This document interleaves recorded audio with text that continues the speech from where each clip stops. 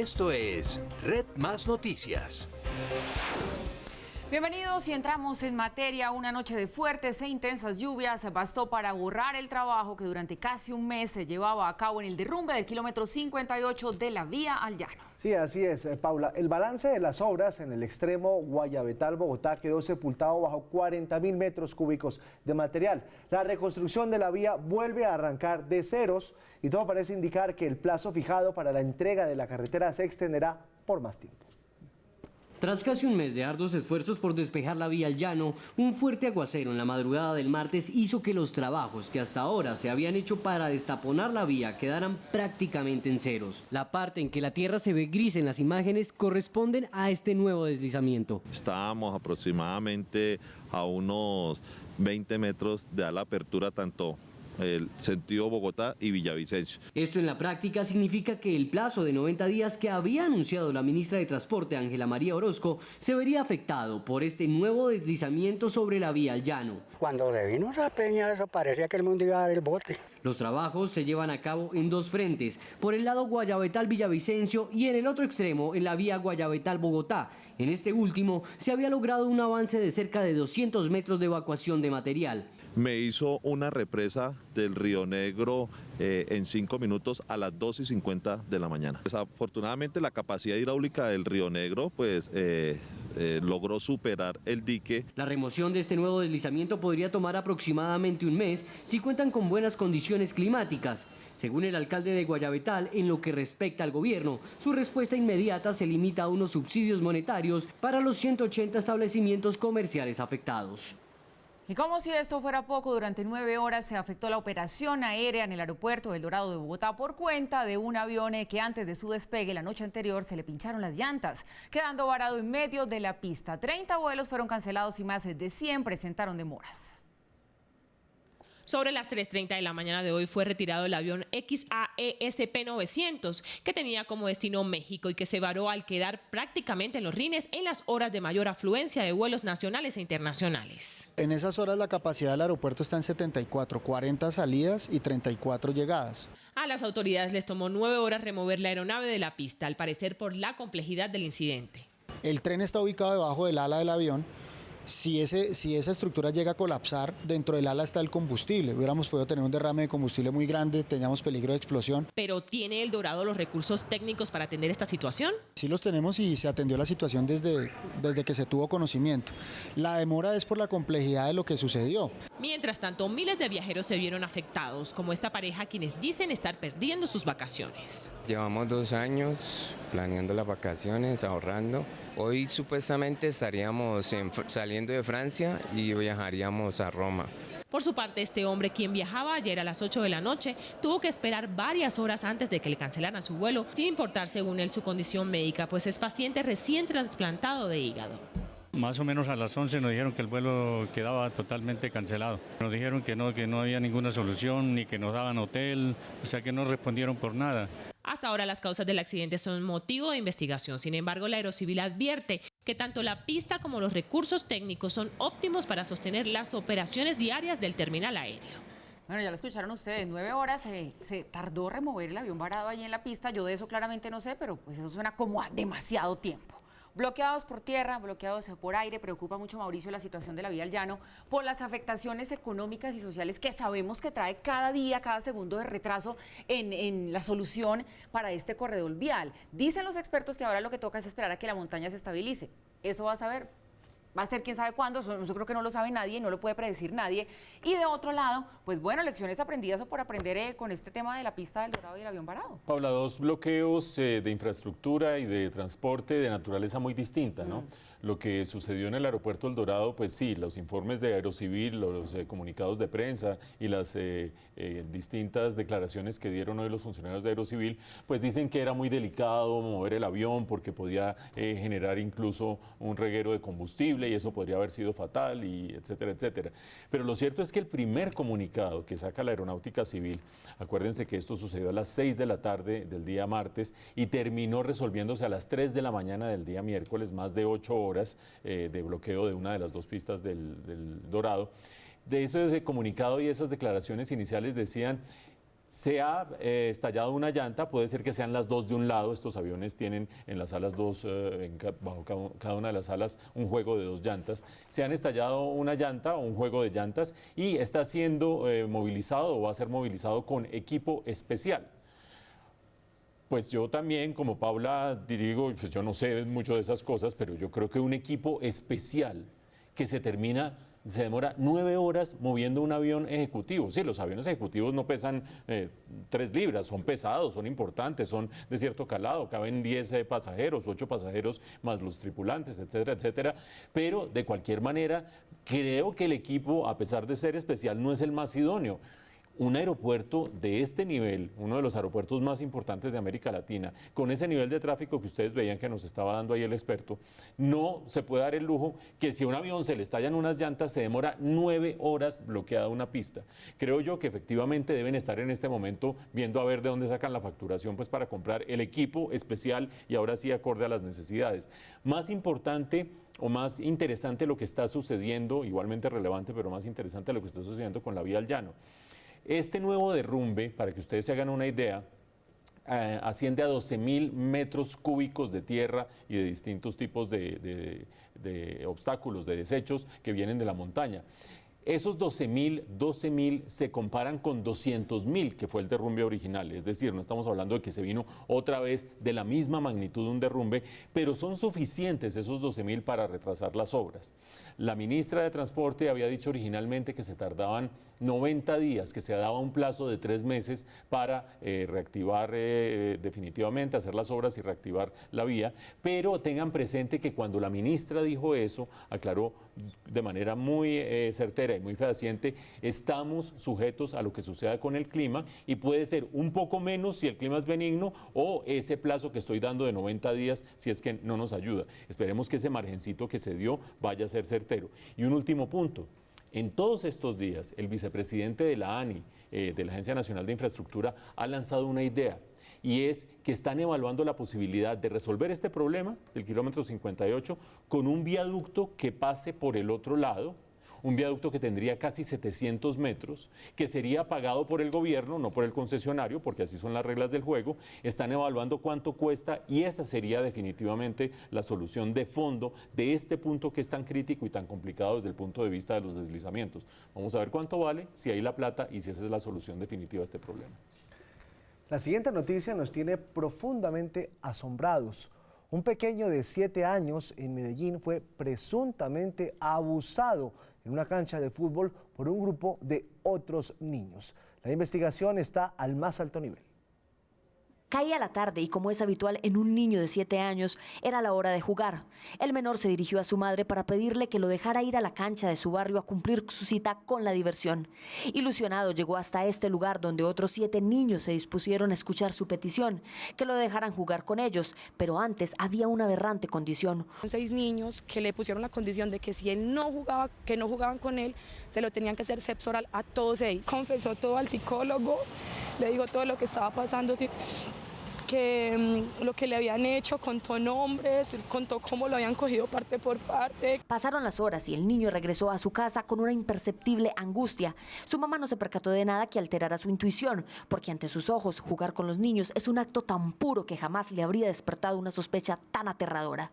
Pero las horas pasaron y el ardor en las partes íntimas del niño lo hizo acudir ante los brazos de su madre para que le ayudara a calmar el dolor. Fue entonces cuando el papá de uno de los niños agresores tocó su puerta y le reveló que su hijo había sido además violado. Y no quedaron basados de que le hicieron todo lo que quisieron, sino que entre dos me lo violaron. Pero a esta historia de terror se suman las dolorosas palabras que cada día le pronunciaban sus compañeros en el colegio.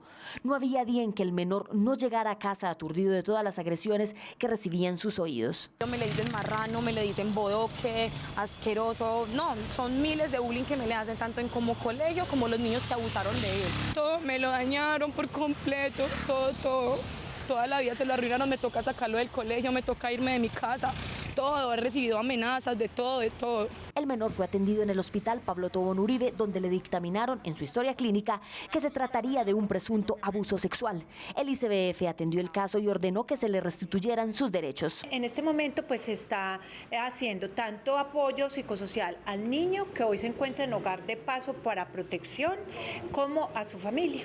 Por tratarse de menores de 14 años, incluso los niños agresores deben ser tratados como víctimas y no pueden ser acusados ni detenidos. La consideración de inimputable es que el niño no ha tenido esa capacidad de mirar las consecuencias que tienen esos actos tan graves, ¿cierto?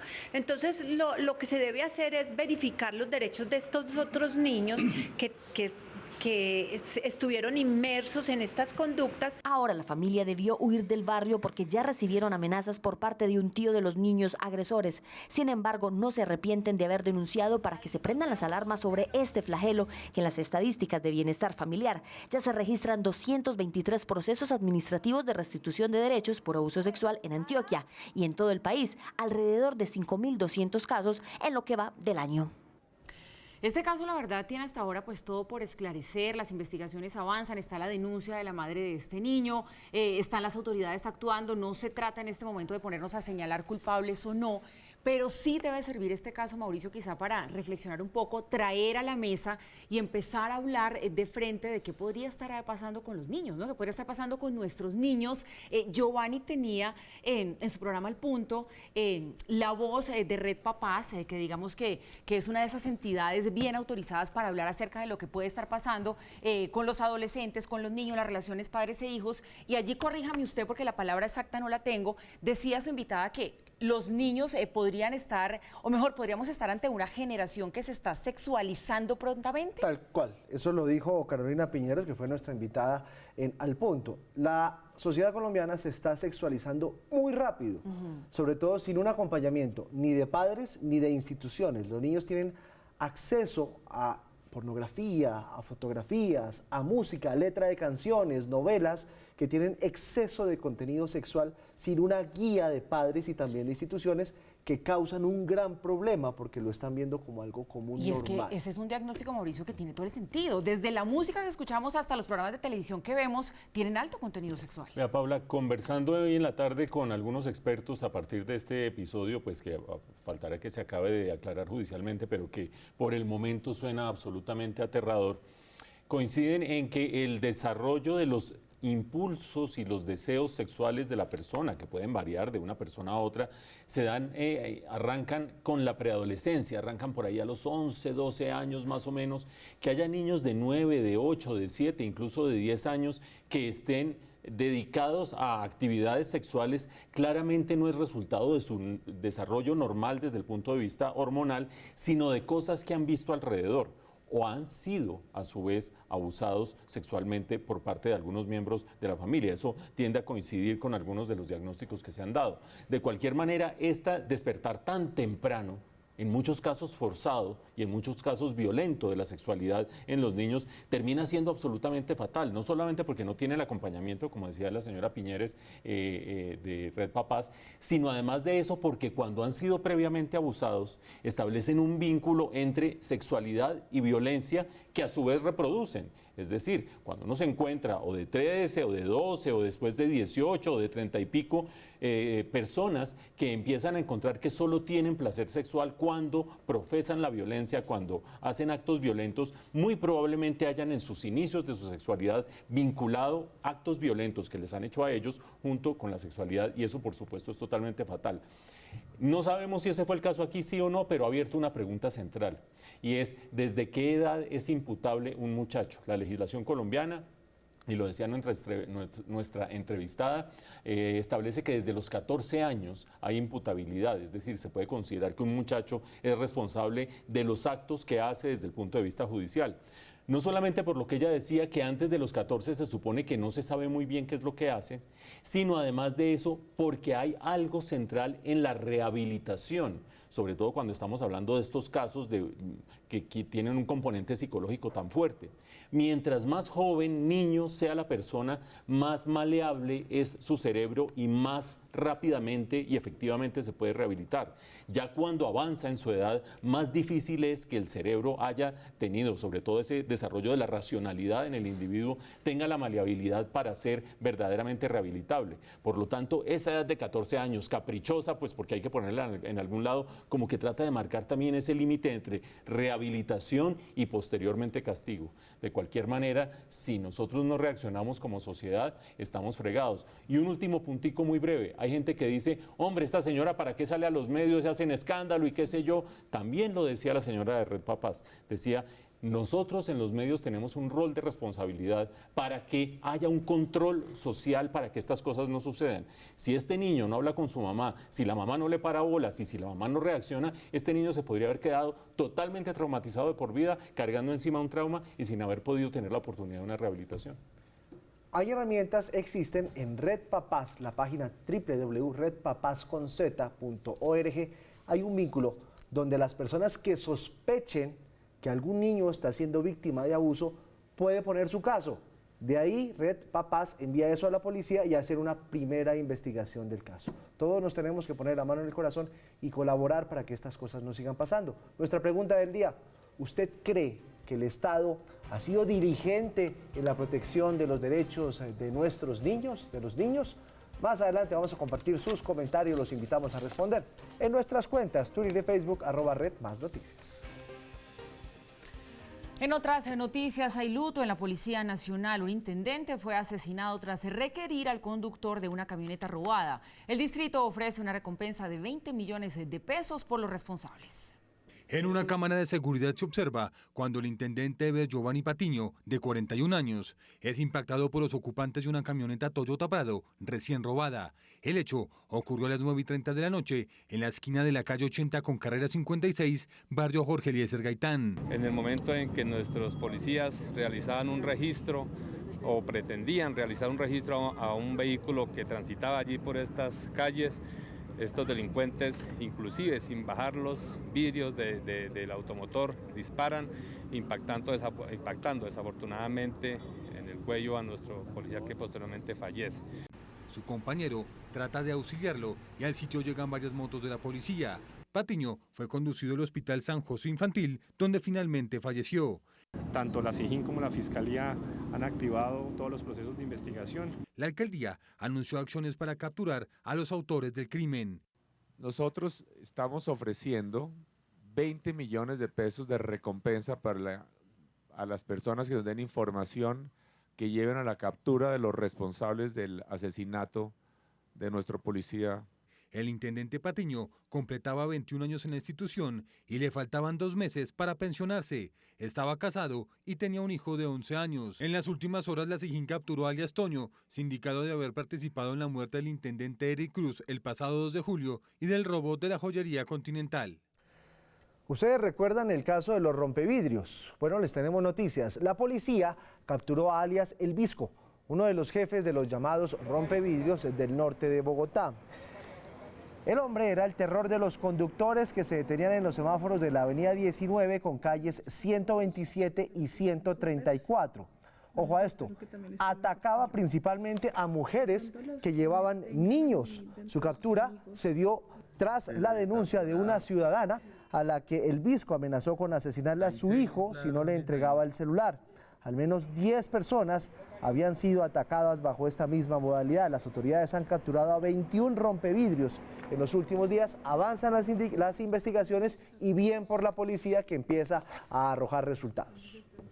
Desde hace 12 años, quienes ordenaron la construcción de Hidroituango sabían que el sitio donde se levantaría la presa tenía un grado extremo de riesgo sismológico, pero aún así decidieron seguir adelante con la obra. Un documento interno deja plasmadas las advertencias sobre lo que podría pasar.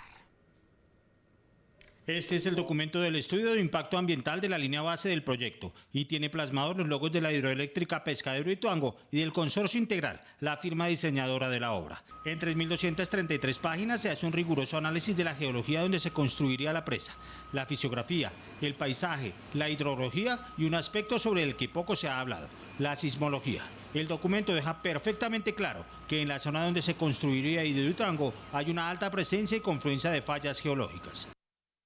En el bloque andino se han generado grandes fracturas, algunas de ellas de varios centenares de kilómetros de longitud que liberan sismos superficiales. Algunas de estas fallas se localizan cerca al proyecto. Y por eso el documento deja claro que lo que sucede no es de poca monta y hace una severa advertencia. Dada la altura de la presa, el gran volumen de agua a embalsar y el gran número de poblaciones y habitantes aguas abajo del proyecto, este proyecto se puede calificar como de factor de riesgo extremo, de acuerdo con la clasificación de la United States Society of Dams.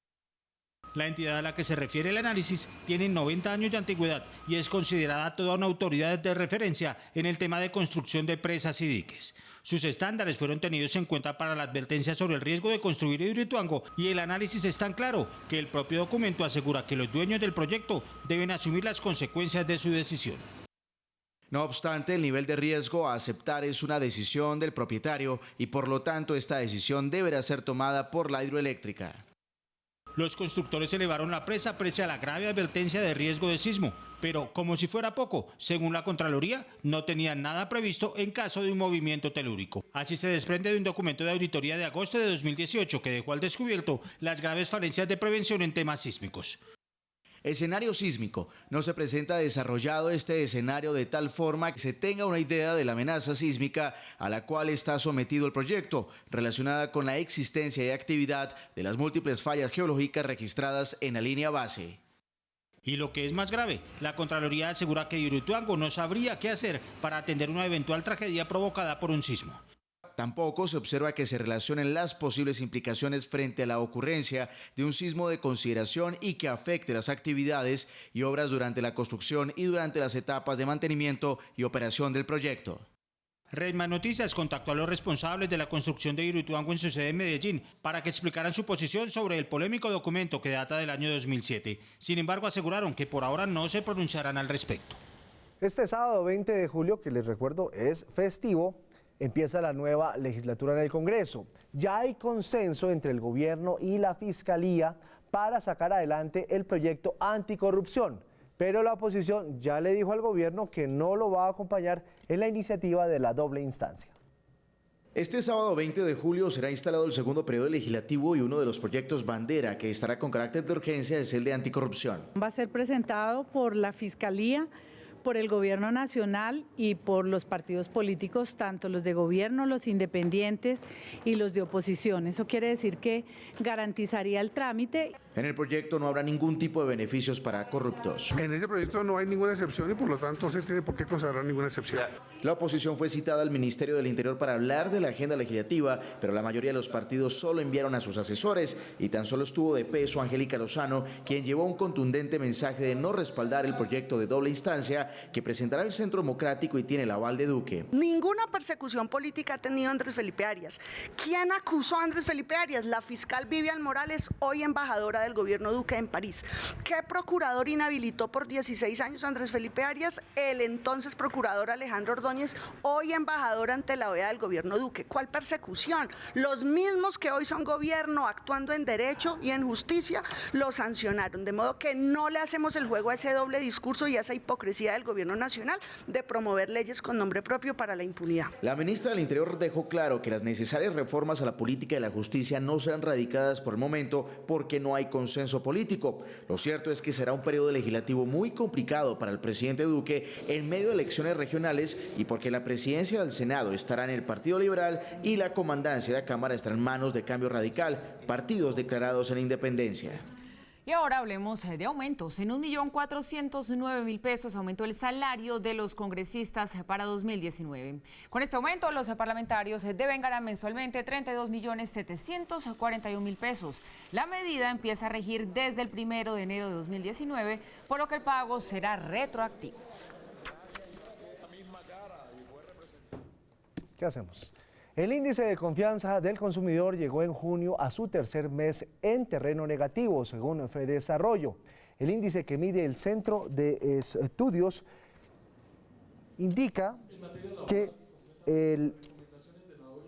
cayó este índice o se mantuvo, Mauricio. Así es, Giovanni. No, la cifra concreta es una caída de 6,8 en terreno negativo. Y sobre eso hay que aclarar un par de cosas, Giovanni, que yo creo que son importantes para que la gente entienda la importancia o la relevancia, perdón por la redundancia, de esta noticia. La primera de ellas, el índice de confianza del consumidor suele ser volátil. ¿Qué quiere decir eso? que sube un mes, baja otro mes, sube un mes, baja otro mes. En este caso, no obstante esa volatilidad, ya es el tercer mes consecutivo que presenta un desempeño negativo. Es decir, ya muestra una tendencia que vale la pena pararle bolas. No solo que este mes, el siguiente, ya lleva 3 meses seguidos descendiendo hacia terreno negativo. El segundo punto que vale la pena mencionar, nosotros, digo nosotros porque yo trabajo durante el día en Fedesarrollo, no hacemos dentro de la encuesta un análisis de cuáles son exactamente los determinantes que hacen que baje de esa manera la confianza de los hogares colombianos, de los consumidores colombianos, ustedes que están ahí detrás de las cámaras, detrás de sus televisores en este momento viéndonos. Lo que sí hacemos es preguntarles algunas cosas para saber exactamente hacia dónde está apuntando. En este caso se señala por parte de quienes responden que la situación del país la ven más difícil y que la situación de su propio hogar también la ven más difícil. Y uno dice, ¿y eso hacia dónde da pistas? Siempre hay sospechosos porque, insisto, nosotros no preguntamos. Que la guerra comercial entre Estados Unidos y China ha ido bajando las proyecciones de la economía mundial. Quizás la gente en sus casas no tenga muy clara cuál es la proyección de la economía mundial en la mesa de noche como para saber y poder contestar la encuesta. Que si hay polarización y confrontación y qué sé yo, pues no es tan claro que en los últimos meses la polarización haya aumentado frente a lo que se ha dado durante los últimos 6 o 9 meses. Pero hay un dato que sí es relevante y que es el que ha ido perturbando el escenario económico y es las cifras de desempleo. Ustedes han visto que en este noticiero hemos ido registrando cómo persistentemente por encima del 10% mes tras mes el desempleo sigue aumentando con un elemento que es delicado. Mucha gente dice, claro, si a uno le llega 1,5 millones de venezolanos, ¿cómo no va a aumentar el desempleo? No, señoras y señores, el desempleo no está creciendo en Colombia porque haya más gente buscando empleo, que eso es cierto que está sucediendo y afecta la cifra, sino porque la economía colombiana está destruyendo empleos. Cuando se mide entre abril del año pasado y abril de este año se destruyeron 700.000 empleos y mayo a mayo son 300.000 empleos. Mejoró un poquitico la cosa, pero son 300.000 empleos que se están perdiendo. Falta un buen diagnóstico de por qué se está perdiendo esa cantidad de empleos. Parecería ser que está surtiendo efecto la idea del gobierno de generar mayor inversión. Los empresarios invierten, reemplazan mano de obra por maquinaria y parecería ser que todos los esfuerzos de estar aumentando el salario mínimo por encima de la inflación y proponer primas, etcétera, etcétera, que encarecen el precio del trabajo, el costo del trabajo, que es bueno para el trabajador que se lo puede ganar, empieza a desplazar trabajo también por haberlo encarecido.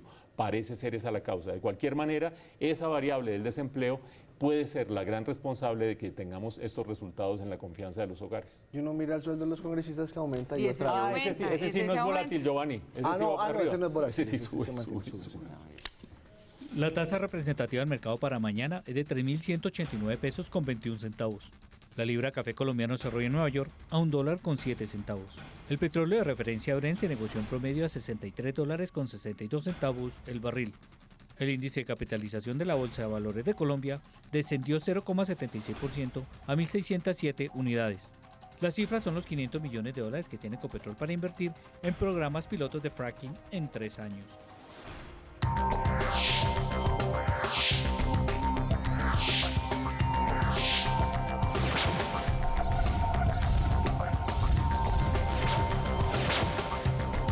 Y la noticia internacional del día la protagonizó la justicia de los Estados Unidos, que condenó por narcotráfico a cadena perpetua y 50 años adicionales de cárcel a Joaquín El Chapo Guzmán.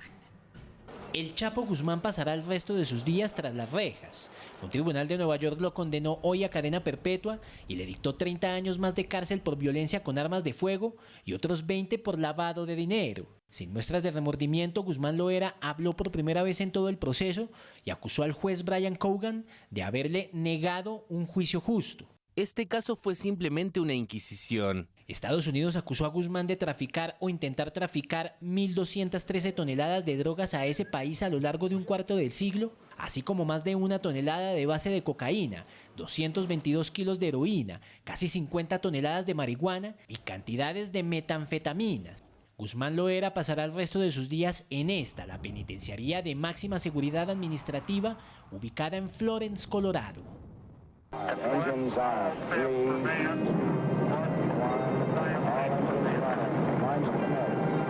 nose.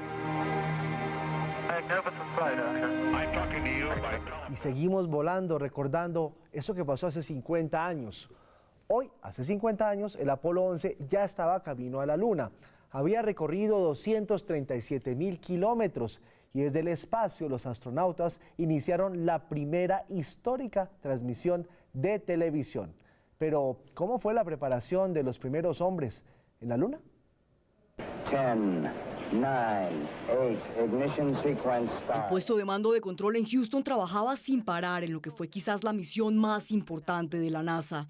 Un milimétrico error de cálculo llevaría a toda una nación de la gloria al fracaso. Estados Unidos estaba decidido a ser el primer país en la historia de la humanidad en poner un pie en la Luna.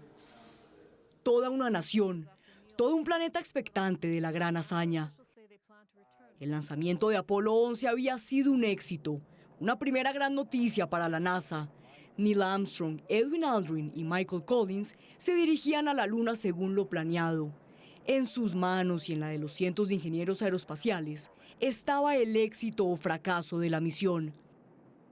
Pero para esto debieron prepararse, una preparación y un entrenamiento arduo que los llevó a la cima, los llevó a la Luna.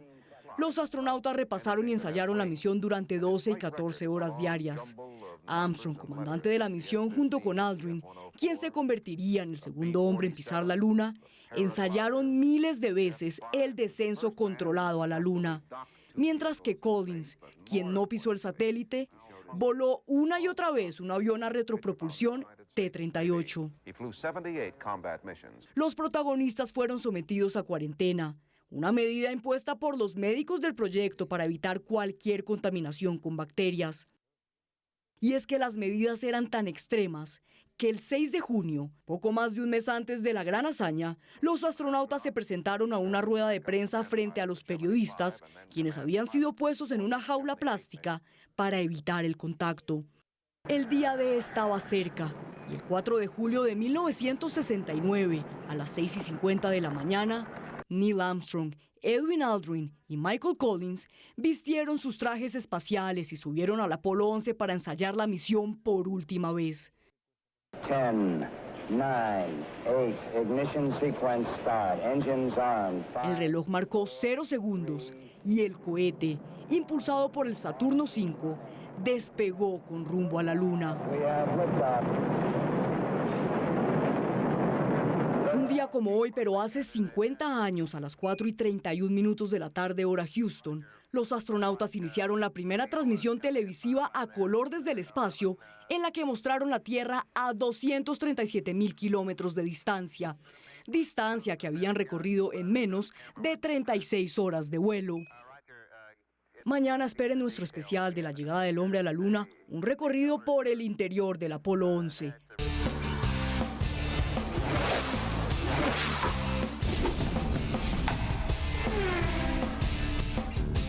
Y se sigue agitando el mercado de futbolistas colombianas a Europa. A los nombres de Leisy Santos, que va al Atlético de Madrid, y Lady Andrade, que se va al Milán, se suma Isabela Echeverri, que la conocemos bien aquí en la casa, y que jugará en el Sevilla de España.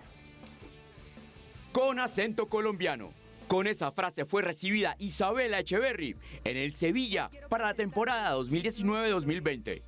Ese acento se ha plasmado en la cancha con la Selección Colombia en el Mundial de Canadá 2015, los Juegos Olímpicos de Río 2016 y ahora se alista para los Juegos Panamericanos de Lima. Es un club muy grande de España y es una ilusión muy grande para mí poder representar estos colores. A nivel de clubes, estuvo en formas íntimas de Medellín, además de haber pasado por Grecia y Estados Unidos. La selección es una prioridad para mí, es lo que más amo en el mundo y este reto en mi carrera va a ser precisamente para mejorar, para llegar en un mejor nivel competitivo a la selección. Su talento no se detiene en lo futbolístico. Ella fue convocada por el canal Red Más como panelista de Red Más Copa América, espacio especializado en dicho certamen, este año, convirtiéndose en la primera futbolista analista en un programa de televisión en Colombia. Éxitos para Isabela. Que lo sepan en Sevilla porque aquí vamos a tener a sus mejores hinchas. Isabela, qué maravilla. Aplausos para ella. Nos alegramos montones, de verdad. Luego del revuelo logrado por FaceApp, recreando cómo luciríamos si fuéramos personas de edad avanzada, hoy esta innovación digital está en medio de una polémica porque, según expertos, pone en riesgo nuestros datos más personales.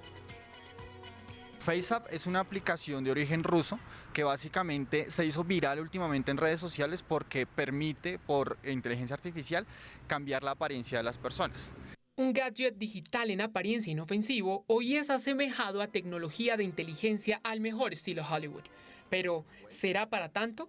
La polémica con FaceApp radica principalmente es que está utilizando el reconocimiento facial para sustracción de datos. Como es una empresa rusa, no sabemos cómo son los términos y las condiciones de protección de datos en ese país. Se trataría de una ecuación directamente proporcional, donde a más aplicaciones con nuestro consentimiento, más vulnerables somos. Es el uso que esas empresas le dan a esa información, si es beneficiosa para nosotros o simplemente en estos casos pues para vender publicidad. Toda aplicación gratuita está sujeta a que tome nuestros datos. Rápido como se captura la fotografía, también es el acceso que habría a data que consideráramos sensible.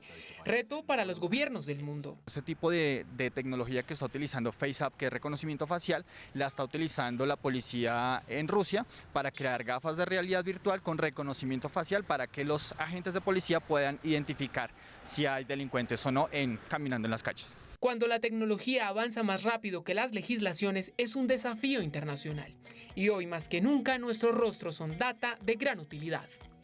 Pues miren, este tema genera polémica porque sin duda hoy estamos rodeados de nuestra propia información expuesta. Tenemos, por ejemplo, aplicaciones que nos miden la frecuencia cardíaca. Tenemos otra aplicación que sabe cuántos pasos damos, cuáles son nuestros recorridos. Tenemos aplicaciones que saben qué libros estamos leyendo. Entonces esto va justamente dirigido también al tema de la publicidad, porque le estamos diciendo a cada una de estas aplicaciones qué nos gusta, qué comemos, a qué hora nos despertamos, si salimos de vacaciones, publicamos fotos. Entonces realmente hoy en día es muy difícil. O sea, esa es su excusa para no ponerse la... No, digo que es muy difícil brindar esta información. Pero en este caso es peor. Usted está hablando de una información que es relevante, como usted dice, para los publicistas, para saber exactamente cuáles son mis gustos y le abro y ahí mismo me aparece lo que yo necesito. Eso puede ser relativamente molesto, pero digamos que es inocuo al lado de lo que está sucediendo acá. Usted va hoy en día a cualquier seminario de las técnicas de avanzada en el sector financiero y le dicen olvídese de las claves y olvídese de la huella digital.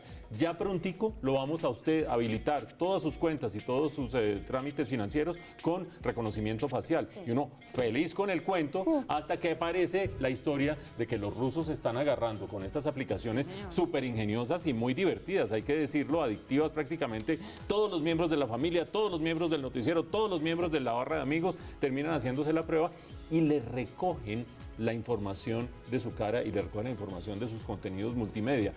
Obviamente la avalancha es tan grande que yo creo que lo más sabio es decir lo que dijo mi hermana. ¿Qué dijo? Qué pena con los rusos, salí muy mal arreglada.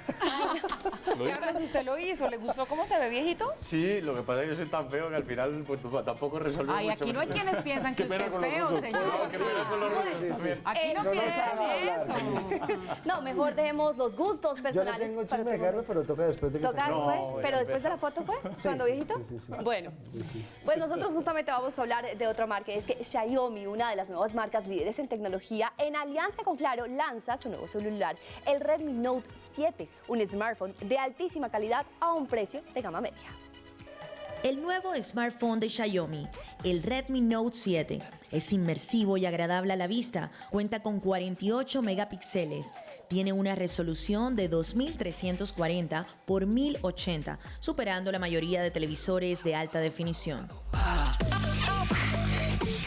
Una batería de 4000 mAh, hasta 2 días de batería.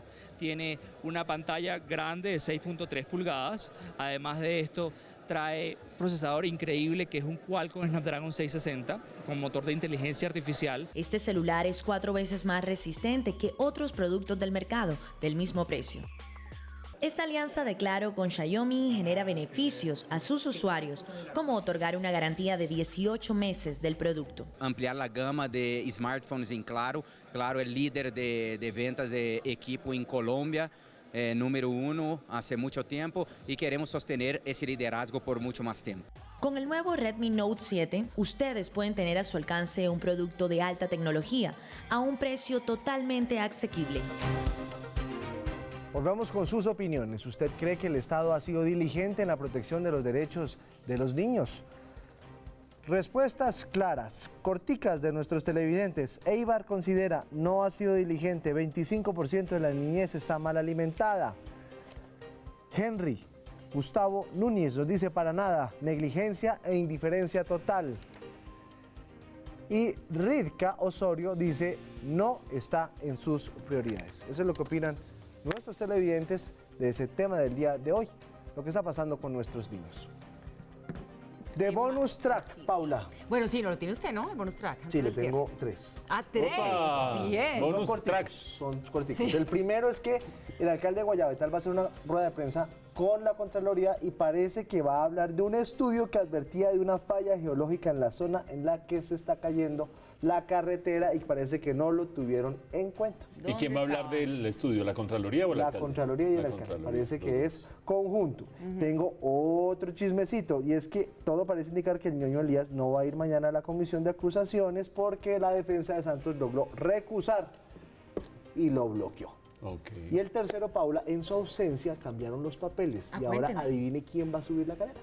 No me diga, ¿y de una nueva apuesta? Entonces mañana le vamos a mostrar un video de lo que le espera a Paola subiendo la cadera. Muy bien. Y usted está feliz riéndose porque se salvó. Sí. No, yo no hice nada. Se salvó.